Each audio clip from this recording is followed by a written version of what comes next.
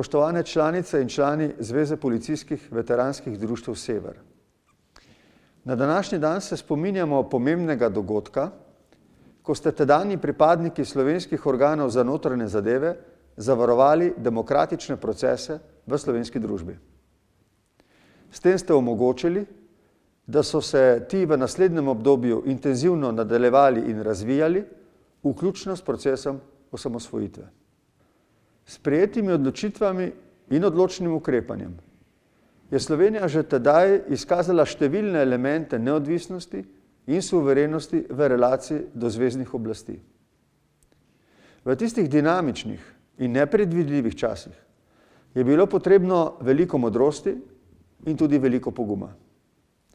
Za takratno držo in izvedbo akcije ter kasnejše izjemno pomembno vlogo v procesu osamosvajanja, obrambe suverenosti in neodvisnosti, vam tudi tokrat izrekam iskreno zahvalo, priznanje in veliko spoštovanje.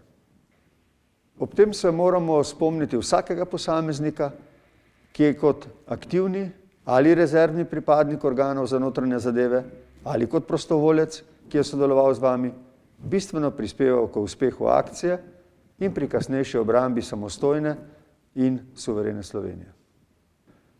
Akcija Sever sicer ne sodi med tiste dogodke, ki so neposredno ustvarjali neodvisno in samostojno slovensko državo, zagotovo pa med tiste pomembne mejnike, ki so posredno ustvarjali možnosti, da je bilo do lastne države mogoče priti.